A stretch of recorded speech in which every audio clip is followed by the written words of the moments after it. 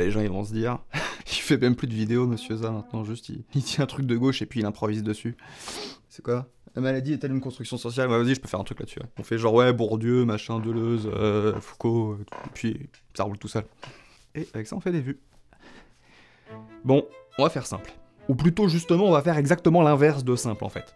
Vous allez voir. Parce que, clairement, si vous avez cliqué sur cette vidéo en espérant qu'à la fin, je vous réponde oui ou non, clairement, vous pouvez repartir, ou rester, mais il faudra accepter d'être plus paumé à l'arrivée qu'au départ. Je dis ça parce que cette question-là, la maladie est-elle une construction sociale? Eh ben, c'est un vrai niais en merde. Sous mes vidéos, je me retrouve toujours avec des commentaires qui me disent « Mais attends ça, tu parles que de sociologie au lieu de parler de psychologie, tu peux pas dire que les maladies mentales ça existe pas, tu te rends compte, ça voudrait dire que oui, je sais, je me rends compte, oui, je sais exactement ce que ça voudrait dire. Je sais ce que je dis, hein, et je sais ce que ça sous-tend. Mais j'essaye de réfléchir un peu au truc quand même.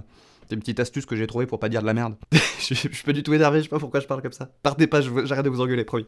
Pour moi, dans les commentaires, j'ai beau essayer de répondre que c'est une vision un petit peu caricaturale de ce que je raconte, que pour lire ça dans mes propos, faut quand même rajouter un tout petit soupçon de mauvaise foi, et bah peu importe ce que je fais, de toute façon, le débat dans les commentaires, il va pas aller bien loin. Parce que cette question, ouais, non, mais elle est intéressante. La question se pose, tu vois, en mode bac de philo terminal, c'est intéressant. Mais c'est la formulation qui est casse-gueule, en fait. Si vous regardez cette vidéo en vous disant que à la fin, vous pourrez venir dans les commentaires pour me prouver que non, pas du tout, tu vois, tu dis n'importe quoi, la maladie ça existe pour de vrai. Je vous le répète, vous inquiétez pas, je vais pas vous dire que vous avez tort. Je vais juste vous dire que vous parlez pas de la même chose que moi. Parce que oui, effectivement, je vais pas me battre avec vous là-dessus. Le cancer, ça existe, l'endométriose, la schizophrénie, la drépanocytose, le VIH, c'est des catégories du réel bien perceptibles, hein, qu'on peut découper et qu'on peut réussir à comprendre. Et puis les douleurs, les lésions, les crises, oh, c'est pas des constructions, hein, c'est des vécus qui sont traversés d'énormément de souffrances abominables. Mais ce que vous vivez, c'est pas ce qu'on en dit. Ce qu'on vous prescrit comme médicament ou comme traitement, ça ne définit pas ce que vous vivez, ça ne définit pas ce dont vous souffrez. Et la façon dont on va vous ausculter, vous soigner, vous écouter, vous ignorer, vous rediriger, vous renvoyer à la case faible ou dangereux, tout ça, c'est pas le virus qui décide. C'est l'histoire, la société, les normes, la langue. Et c'est justement là que la biologie s'arrête et que la construction sociale commence. Parce que quand je dis construction sociale, faut bien comprendre que construire, ça veut pas dire inventer. Je veux dire, un bikini, ça existe. Vous avez déjà vu un bikini, ça existe. Mais si je prends le bas du bikini et le haut du bikini et que je les fous à 30 000 km d'écart, il y a plus de bikini, il y a une culotte et un soutien-gorge.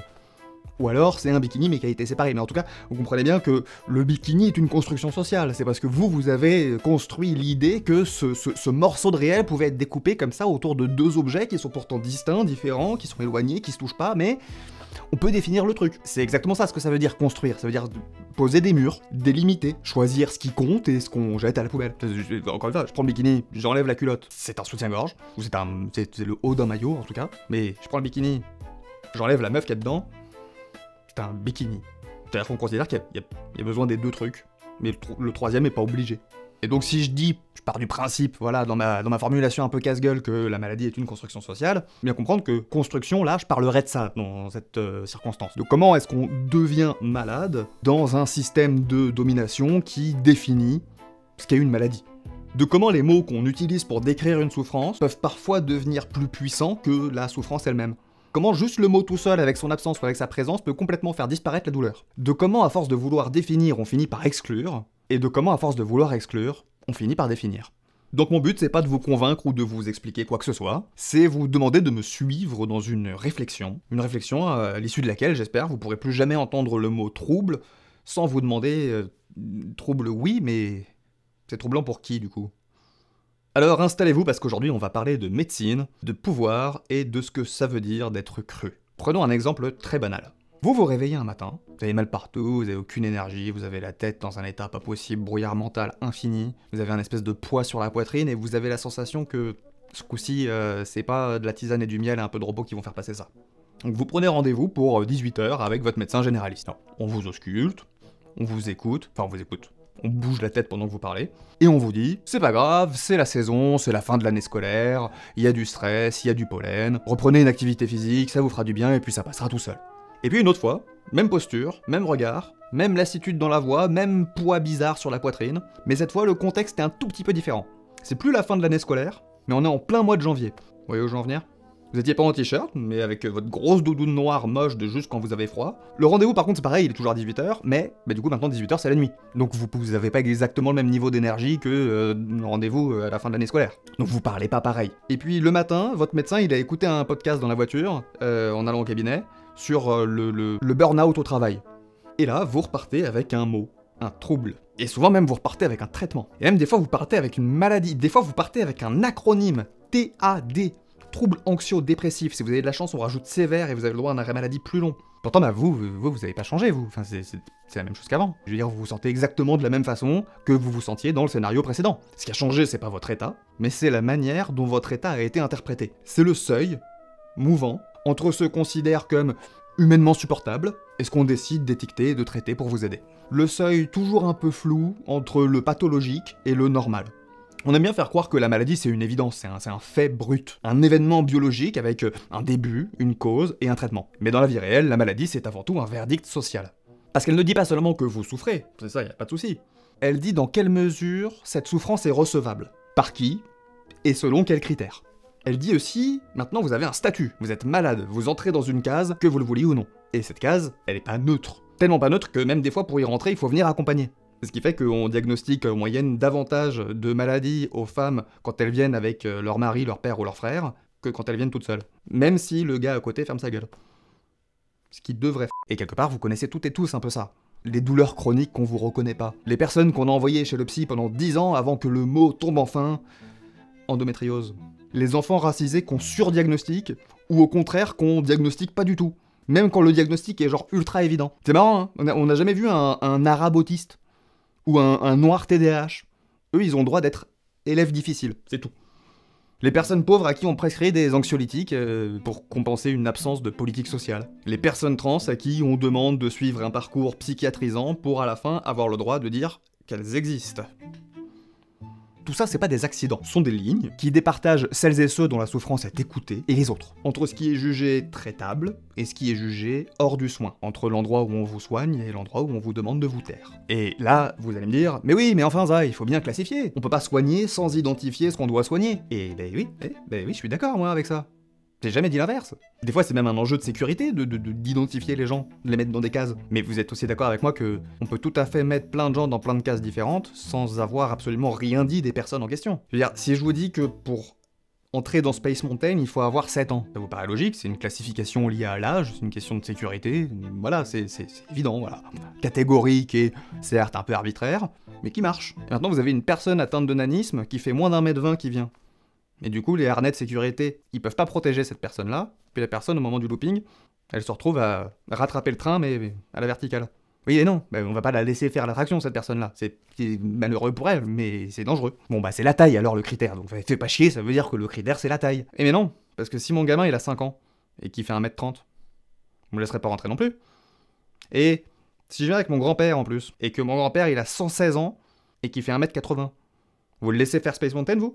Classer, c'est jamais neutre et c'est jamais parfait. On regarde ce qu'on a envie de regarder au moment exact où on a envie de le regarder pour réussir à classifier la réalité, à la découper en petites tranches qui sont compréhensibles. On a enfant, on a adulte, et entre les deux, on a 30 000 identités qui sont plus ou moins valides les unes que les autres. On a vite tendance à oublier que la personne, elle est plus complexe que la catégorie qu'on lui colle à la gueule. Pourtant, ça paraît évident, je sais. À Disneyland, la catégorie, c'est pas vraiment enfant. Le but de Disneyland, c'est pas d'empêcher les enfants de s'amuser.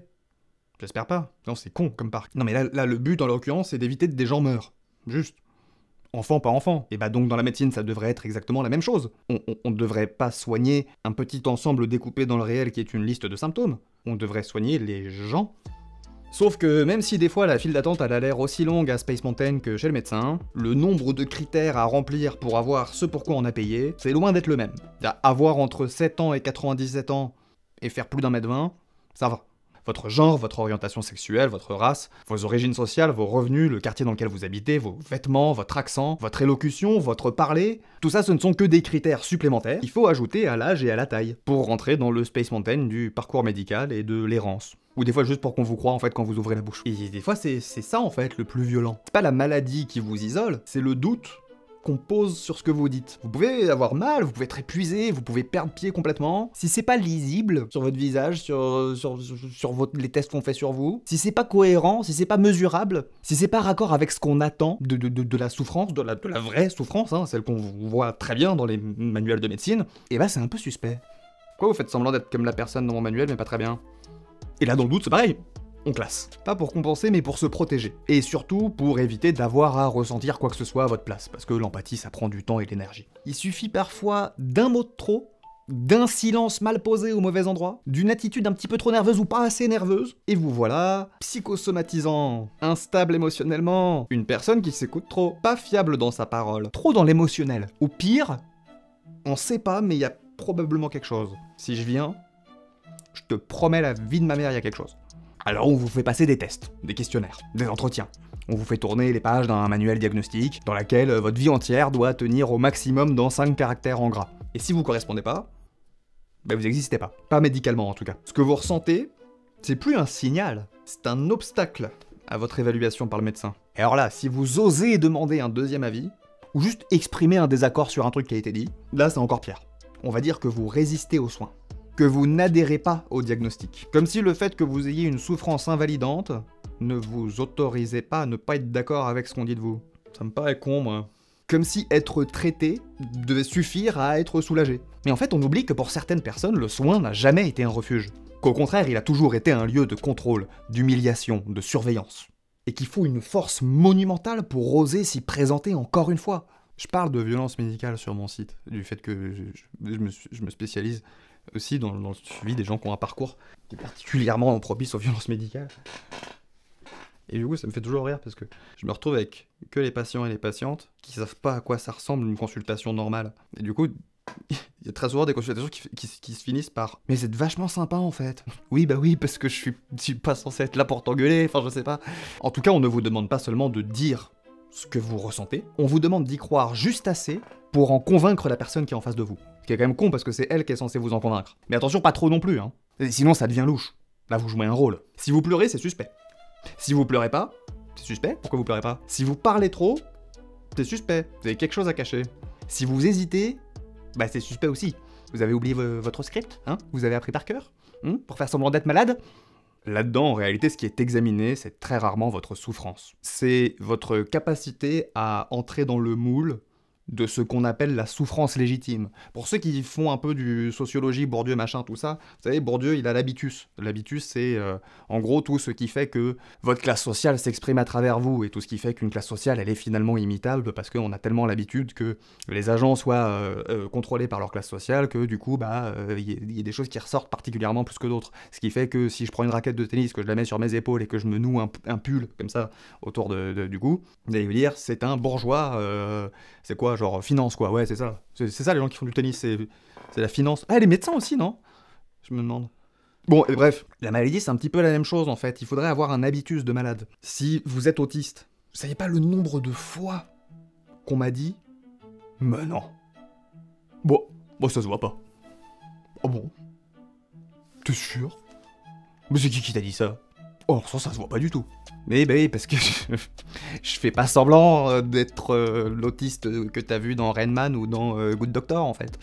Et cette capacité à entrer dans le moule, si on doit être honnête, elle dépend de tout ce que vous choisissez pas, finalement. Votre genre, votre classe sociale, votre histoire personnelle, votre famille, votre façon de parler, votre patience, votre fatigue, votre capacité à vous exprimer clairement, c'est-à-dire dans le langage de la personne qui est en face de vous, votre capacité à rester calme, votre capacité à faire confiance au système aussi, et puis à décrire vos symptômes dans des mots qui sont entendables et compréhensibles pour les autres. Et encore une fois, on va vous dire que c'est pas volontaire, que les soignants et les soignantes, c'est des gens qui font de leur mieux. Et parfois c'est vrai en plus, mais dans un système où les critères de recevabilité sont aussi inégaux, faire de son mieux sans se poser de questions, ça s'appelle perpétuer une violence structurelle. Parce qu'au fond, la vraie question, c'est pas est-ce que vous êtes malade, c'est est-ce que vous êtes crédible. Et si vous l'êtes pas, ou pas assez, on vous soigne pas, on vous classe. Et là, vous devenez le pire truc, vous devenez un cas. Une figure abstraite, un petit peu du patient difficile, ou de la patiente difficile. Un corps qui est encore en attente d'évaluation. Ou pire, on dit que votre trouble, il est psychosomatique, ou fonctionnel.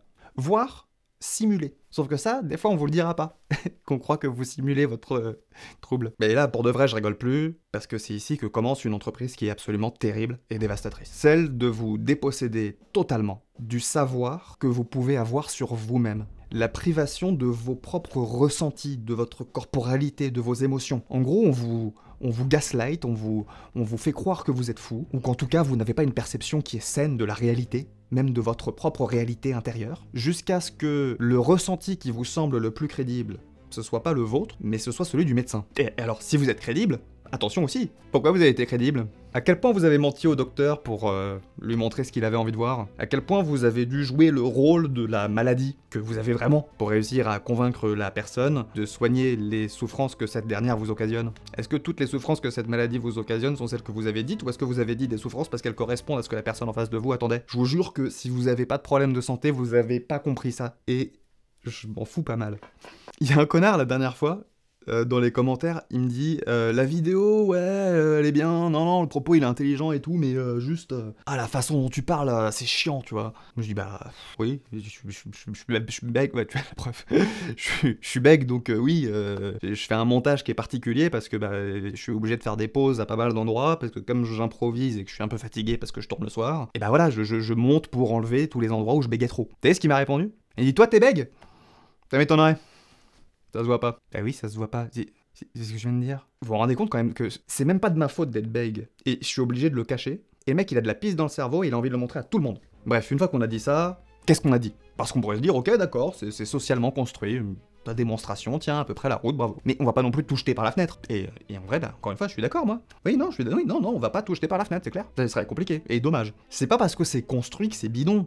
Je veux dire, la race, c'est une construction sociale. Pourtant, si je dis la phrase « Les Arabes subissent plus de discrimination que les Blancs », la phrase a du sens, c'était la catégorie « Les Arabes », même en étant une construction sociale, elle marche. C'est pas parce qu'une catégorie, elle est contextuelle, comme les Arabes, puisque, encore une fois, arabe, ça veut pas dire la même chose à toutes les époques, comme cette catégorie, elle est située, c'est pas parce qu'une catégorie, elle est historique, bref, c'est pas parce que cette catégorie de perception de la réalité, elle repose sur des choses qui paraissent très faibles, qu'elle n'a absolument aucun intérêt. C'est juste que c'est pas la réalité elle-même. Dans un arabe, il y a pas des atomes d'arabe.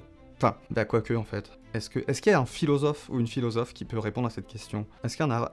je sais que ça peut vous paraître con, et c'est de l'ontologie. Est-ce qu'un arabe, il est fait d'atomes d'arabe, si tant est qu'on part du principe que les atomes sont arabes parce qu'il est arabe? Qu'est-ce que je raconte? Je reviens en arrière. C'est pas parce qu'une catégorie elle est contextuelle, située, historique, c'est une catégorie qui n'a aucun intérêt pour se comprendre et pour comprendre le monde. C'est juste que cette catégorie, ce n'est pas la réalité. C'est une manière de découper la réalité, parmi plein d'autres manières possibles de découper la réalité. Plein d'autres. Et le problème, il est justement là. C'est quand on oublie ça. Quand on confond la carte et le territoire. Quand on s'imagine que le DSM est une sorte de livre sacré tombé du ciel, et que chaque mot dedans a été gravé finement, précisément, soigneusement à la main, comme ça, par des scientifiques en blouse blanche, désintéressés, dépolitisés, complètement apartisans, et en communication directe avec le divin. Mais la vérité, c'est que les diagnostics, les catégories, les nosographies, tout ça, c'est toujours le résultat de débats, de votes, de rapports de pouvoir, de lobby, d'arbitrage collectif et d'arbitrage politique. Et oui, vraiment politique. Le mot trouble de la personnalité borderline, il n'a pas été révélé à Moïse dans un buisson ardent. Il a été voté, littéralement, à bulletin secret, dans un comité, avec des gens qui étaient pour, avec des gens qui étaient contre, avec des gens qui se sont abstenus parce qu'ils s'en foutaient, avec des tensions, avec des biais, avec des manipulations rhétoriques, puis avec des angles morts dans la manière dont le débat était conduit, forcément. Et encore une fois, ça veut pas du tout dire que les mots ne désignent rien. Ça veut dire qu'ils ne désignent pas tout seuls ce qu'ils prétendent désigner. Et surtout que les mots disent autant de choses sur le monde que sur ceux qui utilisent ces mots. Donnez, moi si je dois m'appuyer sur le DSM-5 et le CIM-11, je crois que c'est ça, je suis autiste, trouble de l'attention et syndrome des lèvres dans l'os.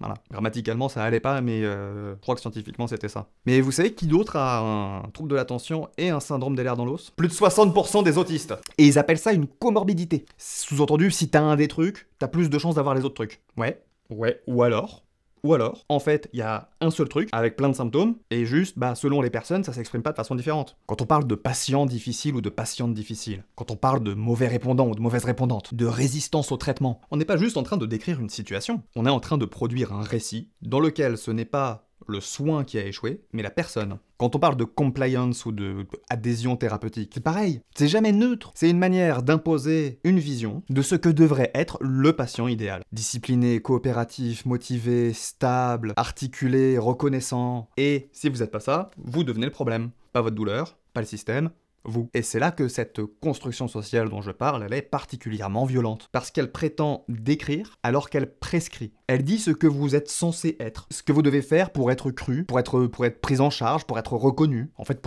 juste pour être légitime, quoi. Elle transforme le traitement de la souffrance en parcours du combattant, en jeu de rôle, en test de crédibilité. Et ça, c'est pas seulement injuste, c'est aussi super dangereux. Parce que les gens finissent par intérioriser ces récits-là, par se juger eux-mêmes à la lumière de ce qu'ils ont entendu être dit de la bouche des médecins, à la lumière de ces critères un petit peu arbitraires. Les gens ils finissent par douter d'eux-mêmes, par s'en vouloir de pas rentrer dans la bonne catégorie qui leur permettrait d'accéder aux soins dont ils ont besoin. Ou en tout cas de pas pouvoir y rentrer maintenant parce qu'on n'a pas les bons mots, la bonne attitude, c'est pas le bon moment, les symptômes ils étaient plus forts il y a 2 mois, du coup là ça sert à rien, je suis devant lui, je suis obligé de lui dire que ça va pas mais il me croit pas. Alors on peut pas s'arrêter là.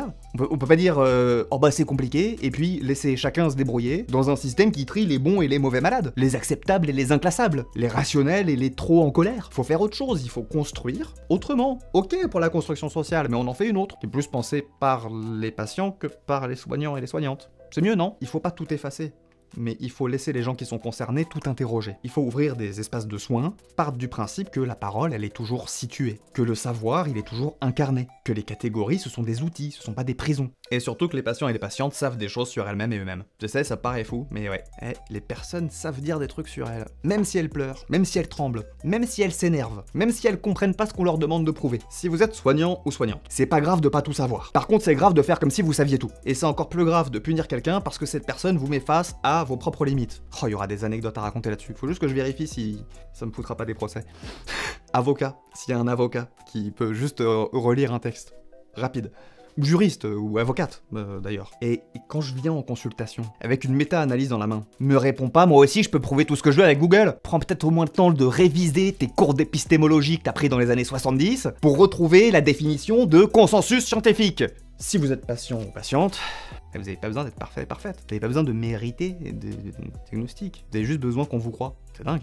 Et pour ça, il va falloir qu'on fasse toutes et tous un petit peu de ménage dans nos outils, dans nos certitudes, dans nos réflexes. Parce qu'au fond, comme je le disais au début, la vraie question c'est pas la maladie est-elle une construction sociale? La question c'est plutôt la maladie, en tant que catégorie pour découper le réel et observer les individus. Elle est au service de qui aujourd'hui? Du coup, j'ai fait un Discord. Je l'ai fermé, genre j'ai fait que des invitations aux gens qui m'envoyaient des mails. Donc 4 personnes ou 5 personnes, je crois.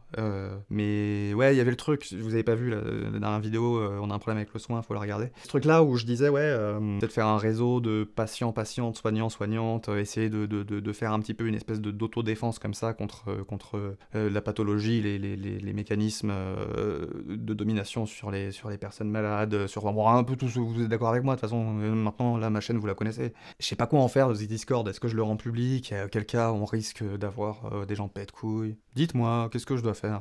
Je suis tout oui. Donnez-moi des idées dans les commentaires, des trucs comme ça. Enfin, vous aimeriez quoi, là, comme communauté, pour essayer de construire un truc un peu intelligent sur la santé, sur notamment la santé mentale, mais même pas forcément que, en tout cas, ou un truc où on essaye d'être un peu critique, un peu matérialiste et tout, sur tout ça, sans que moi j'ai besoin d'initier tous les trucs, parce que j'ai pas du tout envie d'être la chef de quoi que ce soit. Enfin bon. Qu'est-ce que je vous ai pas montré comme animaux que j'aime? Pareil ça. Ça, c'est Toussi. C'est une petite chatte et je l'ai volée.